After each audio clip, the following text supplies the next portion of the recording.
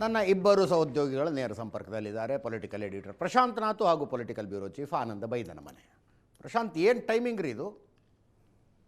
Cabinet list ಇವತ್ತು ನಾಳೆ final ಆಗಬಹುದು ಅನ್ನುವಾಗ ಏಕಾಏಕಿ ಒಂದು ಆಡಿಯೋ ಸರ್ಫೇಸ್ ಆಗಿಬಿಡುತ್ತೆ. ಅದೇ ನೋಡಿ, ಕ್ಯಾಬಿನೆಟ್ ಫಾರ್ಮೇಷನ್ ದೃಷ್ಟಿಯಿಂದಲೇ ಈ ಆಡಿಯೋ ಹೊರಗಡೆ ಬಿಡುಗಡೆ ಮಾಡಲಾಗಿದೆ ಅಂತಕ್ಕಂಥದ್ದು ಸತ್ಯ.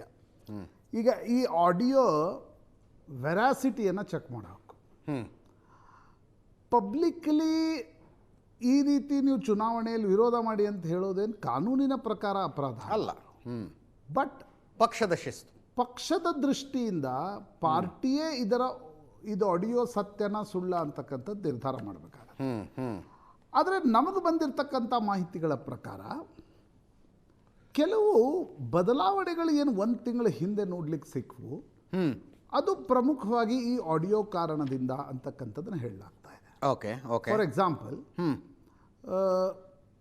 ಮುಖ್ಯಮಂತ್ರಿಗಳ ರಾಜಕೀಯ ಕಾರ್ಯದರ್ಶಿ ನಜೀರ್ ಮೇಲೆ, ಜಬ್ಬಾರ್ ಮೇಲೆ ಏನು ಕ್ರಮ ತೆಗೆದುಕೊಳ್ಳಲಾಗಿತ್ತು, ಅದು ಈ ಆಡಿಯೋವನ್ನು ಎವಿಡೆನ್ಸ್ ಆಗಿ ಕೆಪಿಸಿಸಿ ಕಡೆಯಿಂದ ರಣದೀಪ್ ಸಿಂಗ್ ಸುರ್ಜೇವಾಲಾ, ಕೆ.ಸಿ. ವೇಣುಗೋಪಾಲ್ ಮತ್ತು ರಾಹುಲ್ ಗಾಂಧಿ ಅವರಿಗೆ ಕಳಿಸಿಕೊಟ್ಟ ನಂತರ ಆ ಒಂದು ಕ್ರಮ ಆಯಿತು ಅಂತಕ್ಕಂಥದ್ದನ್ನು party surprise for general public, not for Congress leaders. ಅಲ್ಲ, ಕಾಂಗ್ರೆಸ್ ಹೈಕಮಾಂಡ್ಗೆ ಓಕೆ, ಜಮೀರ್ ಅವರ ಈ ಆಡಿಯೋ ಏನಿತ್ತು ಇದನ್ನು ಆಗಲೇ ಹೈಕಮಾಂಡ್ಗೆ ತಲುಪಿಸಲಾಗಿದೆ. ಅಂದರೆ ಕಾಂಗ್ರೆಸ್ ಹೈಕಮಾಂಡ್ಗೆ ಇದೇನು ದೊಡ್ಡ ಅಂದರೆ ಇದು ಹೊಸ ವಿಷಯ ಅಲ್ಲ. ಅವ್ರಿಗೆ ಗೊತ್ತಿತ್ತು ಈ ರೀತಿಯ ಒಂದು ಆಡಿಯೋ ಇದೆ, ಇದನ್ನು ಈ ಮೊದಲೇ ಕೊಡಲಾಗಿದೆ. ಕೆಲವು ಬದಲಾವಣೆಗಳು ಕೂಡ ನಡೆದವು ಅನ್ನೋದನ್ನು ಹೇಳಲಾಗ್ತಾ ಇದೆ. We should check it. ಸರ್ಕಾರದ ಮಟ್ಟದಲ್ಲಿ ಈ ಆಡಿಯೋ ಹೆಂಗೆ ಬಂತು ಅಂತಕ್ಕಂಥದ್ರ ಬಗ್ಗೆ ಕೂಡ ಅಷ್ಟೇ. ಯಾಕೆಂದರೆ ಜಮೀರ್ ಅಹ್ಮದ್ ಆಗಲಿ ಮತ್ತು ಆ ಯಾರು ಆಡಿಯೋ ಅವ್ರು ಯಾರು ಕಾಲ್ ಮಾಡಿದ್ರಾಗಲಿ ಅವ್ರು ರೆಕಾರ್ಡ್ ಮಾಡಿದ ಅಲ್ಲ ಇದು ಆಡಿಯೋ. ಹಾಗಿದ್ರೆ ಆಡಿಯೋ ರೆಕಾರ್ಡ್ ಮಾಡಿದ್ದ್ಯಾರು? ಈ ಪ್ರಶ್ನೆ ಇಬ್ಬರ ಫೋನ್ಗೆ ನಡೆದಿರಬಹುದಾದ ಸಂಭಾಷಣೆ. ಈಗ ಇಬ್ಬರ ಮಧ್ಯೆ ನಡೆದಿರ್ತಕ್ಕಂಥ ಸಂಭಾಷಣೆ ಆಡಿಯೋನ ಉಳಿದವ್ರು ಯಾರು ರೆಕಾರ್ಡ್ ಮಾಡಿದ್ರು ಅಂತಕ್ಕಂಥ ಪ್ರಶ್ನೆ ಬರುತ್ತೆ. ಒಂದೋ ಜಮೀರ್ ಮಾಡಬೇಕು, ಇಲ್ಲಾಂದ್ರೆ ಆ ಸಿರಾಜ್ ಮಾಡಬೇಕು. ಹೌದು. ಸೊ ಇಬ್ರು ಮಾಡಿಲ್ಲ ಅಂತಾದ್ರೆ ಹಾಗಿದ್ರೆ ಆಡಿಯೋ ರೆಕಾರ್ಡ್ ಮಾಡಿದ್ಯಾರು? ಈ ಪ್ರಶ್ನೆ ಸರ್ಕಾರದ ಮಟ್ಟದಲ್ಲಿ ಒಂದಿಷ್ಟು ತಲೆದಂಡಕ್ಕೂ ಕೂಡ ಕಾರಣ ಆಯಿತು. Okay okay. ಬೇಹುಗಾರಿಕಾ ದಳದ ಮುಖ್ಯಸ್ಥರ ತಲೆದಂಡ ಆಯಿತು. ಈಗ ಬೇಹುಗಾರಿಕಾ ದಳಕ್ಕೆ ಗೊತ್ತಿಲ್ಲದೆ ಈ ಆಡಿಯೋ ಹೆಂಗೆ ರೆಕಾರ್ಡ್ ಆಗುತ್ತೆ? ಇವೆಲ್ಲ ಪ್ರಶ್ನೆಗಳಿವೆ ಅಲ್ಲಿ. ಬಟ್ ಅದನ್ನ ಸದ್ಯಕ್ಕೆ ಪಕ್ಕದಲ್ಲಿಡೋಣ. ಆದರೆ ಜಮೀರ್ ಅಹ್ಮದ್ ಖಾನ್ ಈಗ ಮಂತ್ರಿಮಂಡಲ ಸೇರ್ಪಡೆ ಸಾಧ್ಯ ಆಗತ್ತಾ ಇಲ್ವಾ ಅಂತಕ್ಕಂಥದ್ದು ಪ್ರಮುಖವಾಗಿರ್ತಕ್ಕಂಥ ಪ್ರಶ್ನೆ. ಜಮೀರ್ ಅಹ್ಮದ್ ಖಾನ್ ಜಾರಕಿಹೊಳಿ ಹತ್ರ ಹೋಗಿದ್ರು, ಡಿ.ಕೆ. ಶಿವಕುಮಾರ್ ಅವ್ರನ್ನ ಭೇಟಿಯಾದರು, ಸಿದ್ದರಾಮಯ್ಯನವ್ರ ಜೊತೆ ಮೊನ್ನೆ ಪಾವಗಡಕ್ಕೂ ಹೋಗಿ ಬಂದರು. ಇವತ್ತವ್ರು ದಿಲ್ಲಿಗೆ ಹೊರಟಿದ್ರು. ಅಷ್ಟರಲ್ಲಿ ಆಡಿಯೋ ರಿಲೀಸ್ ಆದ ತಕ್ಷಣ ಜಮೀರ್ ಅಹ್ಮದ್ ಖಾನ್ ದಿಲ್ಲಿಗೆ ಹೋಗ್ಲಿಕ್ಕೆ ಸಾಧ್ಯ ಆಗಲಿಲ್ಲ. ಯಾಕಂದರೆ ಅವ್ರು ಮುಖ್ಯಮಂತ್ರಿಗಳ ಜೊತೆ ಹೋಗಬೇಕಾಗಿತ್ತು. ಹೀಗಾಗಿ ಈಗ ಜಮೀರ್ ಅಹ್ಮದ್ ಖಾನ್ ಈಗ DCM ಪೋಸ್ಟ್ 3 ಕ್ರಿಯೇಟ್ ಆಗ್ತಾವ ಇಲ್ವಾ? ಅದು 3 ಕ್ರಿಯೇಟ್ ಆದರೆ ಜಮೀರ್ ಅಹ್ಮದ್ ಖಾನ್ ಉಪಮುಖ್ಯಮಂತ್ರಿ ಆಗ್ತಾರ? ಇಲ್ಲಪ್ಪ, ಕ್ರಿಯೇಟ್ ಆಗದೆ ಹೋದರೆ ಮಂತ್ರಿ ಆದರೂ ಆಗಬೇಕಲ್ವ? ಅವರನ್ನು ಮಂತ್ರಿಮಂಡಲದಿಂದ ಹೊರಗಿಡಲಿಕ್ಕೆ ಪ್ರಯತ್ನದ ಭಾಗವಾಗಿ ಈ ಆಡಿಯೋ ಇವತ್ತು ಬೆಳಗ್ಗೆ ಜನಮಾನಸಕ್ಕೆ, ಪಬ್ಲಿಕ್ ಎಟ್ ಲಾರ್ಜ್ಗೆ ಬಿಡುಗಡೆ ಆಗಿದೆ ಅನ್ನೋದು ಸ್ಪಷ್ಟವಾಗಿ ಕಾಣ್ತಿದೆ. ಈಗ this will be A point of contention between ಸಿದ್ದರಾಮಯ್ಯನವರು ಮತ್ತು ಡಿ.ಕೆ. ಶಿವಕುಮಾರ್. ಬಟ್ ಸಿದ್ದರಾಮಯ್ಯನವ್ರಿಗೆ ಗೊತ್ತಿದೆ ಈ ಆಡಿಯೋ, ಮೊದಲೇ ಸಿದ್ದರಾಮಯ್ಯನವ್ರಿಗೆ ಈ ಆಡಿಯೋ ಬಗ್ಗೆ ಹೇಳಲಾಗಿತ್ತು. ಹೌದು. ಹೀಗಾಗಿ ಸಿದ್ದರಾಮಯ್ಯನವರು ಜಮೀರ್ ಅಹ್ಮದ್ ಖಾನ್ಗೆ ಕರೆದು ತಮ್ಮ ಮನೆಯಲ್ಲಿ ರಾತ್ರಿ ಭಾಳ ಹೊತ್ತಿನವರೆಗೆ ಮಾತನಾಡಿದ್ರು ಅವರು ಜಮೀರ್ ಅಹ್ಮದ್ ಖಾನ್ ಜೊತೆಗೂ ಕೂಡ. ಹೀಗಾಗಿ ನಜೀರನ್ನು ಹೊರಗೆ ಹಾಕಿದಾಗ, ಜಬ್ಬಾರನ್ನು ಹೊರಗೆ ಹಾಕಿದಾಗ ಮುಖ್ಯಮಂತ್ರಿಗಳು ಯಾವುದೇ ಪ್ರತಿಭಟನೆ ಮಾಡದೇ ಇರೋದಕ್ಕೆ ಪ್ರಮುಖವಾಗಿರ್ತಕ್ಕಂಥ ಕಾರಣ ಈ ಆಡಿಯೋ ಅನ್ನೋದನ್ನು ಹೇಳಲಾಗ್ತಾ ಇದೆ. Okay okay. It's quite political common sense that if audio is true, Congress high command ಜಮೀರನ್ನು ಮಂತ್ರಿ ಮಾಡೋದು ಕಷ್ಟ ಆಗುತ್ತೆ ಅನ್ನುವ ಕಾರಣಕ್ಕೋಸ್ಕರವೇ ಆಡಿಯೋ ಬಿಡುಗಡೆ ಮಾಡಲಾಗಿದೆ. ಯಾವುದೇ political party for that matter, ನಾಳೆ BJP ಇರ್ಬೋದು, BJPಯನ್ನು ಸೋಲಿಸಿ ಅಂತ ಬಹಿರಂಗವಾಗಿ ಮಂತ್ರಿಮಂಡಲದಲ್ಲಿ ಇರ್ತಕ್ಕಂಥ ವ್ಯಕ್ತಿ ಕಾಲ್ ಮಾಡಿ ಹೇಳಿದಾಗ ನೀವು ಅವರನ್ನು ಮಂತ್ರಿ ಮಾಡ್ಲಿಕ್ಕೆ ಪೊಲಿಟಿಕಲ್ ಪಾರ್ಟಿ ಹೌದಪ್ಪ ಜಮೀರ್ ಇನ್ಎವಿಟೇಬಲ್ ಅಂತ ಇದ್ರೂ ಕೂಡ ಮಾಡ್ಲಿಕ್ಕೆ ಸಾಧ್ಯ ಆಗತ್ತಾ? ಇರ್ತಕ್ಕಂಥ ಏಕೈಕ ಮಾರ್ಗ ಏನು ಅಂತಂದ್ರೆ ಆ ಆಡಿಯೋ ನಿಜನಾ ಸುಳ್ಳ ಅಂತಕ್ಕಂಥದ್ರ ಬಗ್ಗೆ ತನಿಖೆ ನಡೆಯಬೇಕು. ಎಸ್, ಅದೇನು ತನಿಖೆ ಪೊಲೀಸರಿಂದ ನಡಿಬೇಕಾಗಿಲ್ಲ.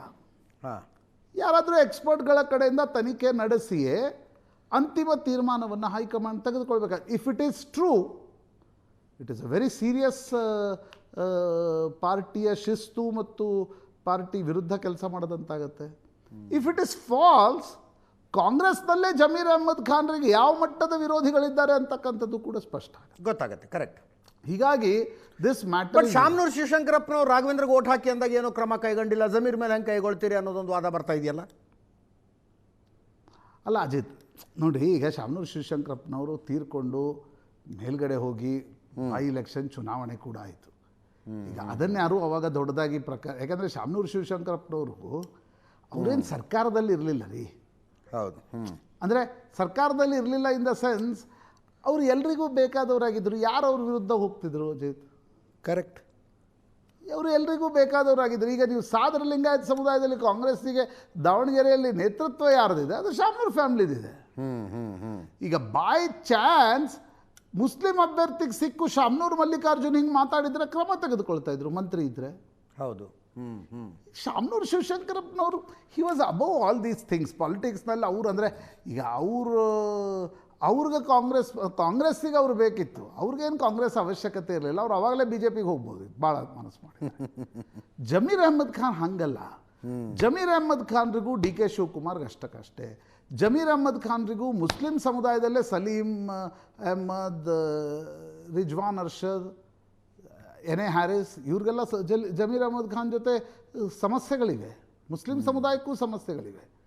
ಜಮೀರ್ ಅಹ್ಮದ್ ಖಾನ್ ಅಂದರೆ ಅವ್ರ ಬಗ್ಗೆ ಕಾಂಗ್ರೆಸ್ನಲ್ಲಿ ಒಂದು ಗುಂಪು ಅವರನ್ನು ತುಂಬ ಬಲವಾಗಿ ಬೆಂಬಲಿಸುತ್ತೆ, ಒಂದು ಗುಂಪು ಅವರನ್ನು ಬಲವಾಗಿ ವಿರೋಧಿಸುತ್ತೆ.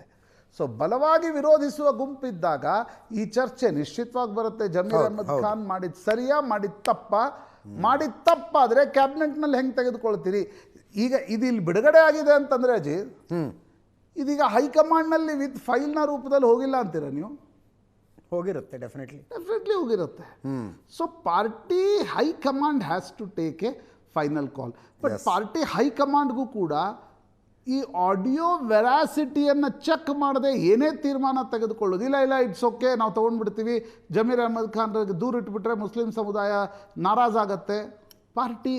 ರಾಷ್ಟ್ರೀಯ ಪಾರ್ಟಿಗಳು ಹಂಗೆ ನಿರ್ಣಯ ತೆಗೆದುಕೊಳ್ಳೋದು ಕಷ್ಟ ಆಗುತ್ತೆ. ಬರೀ ಮೌಖಿಕವಾಗಿ ಯಾರೋ ದೂರ ನೀಡಿದರೆ ಮಾತು ಬೇರೆ. ನಿಮ್ಮ ಬಳಿ ಇದು ಆಡಿಯೋ ಎವಿಡೆನ್ಸ್ ಇದ್ದಾಗ ಹೌದು, ನೀವು ಇದು ಸರಿಯೋ ತಪ್ಪೋ, ಫೇಕೋ ರಿಯಲೋ ಅಂತಕ್ಕಂಥದ್ದನ್ನು ಚೆಕ್ ಆದರೂ ಮಾಡಬೇಕಲ್ಲ. ಚೆಕ್ ಮಾಡೋವರೆಗೆ how you are going to take a decision on cabinet? Correct.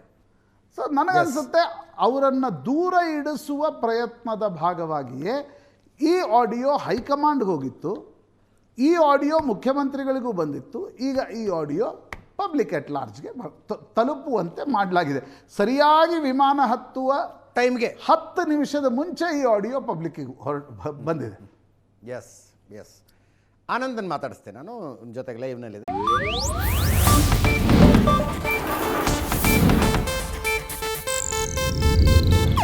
ಇದು ಏಷ್ಯಾನೆಟ್ ನ್ಯೂಸ್ ನೆಟ್ವರ್ಕ್ ಪ್ರಸ್ತುತಿ.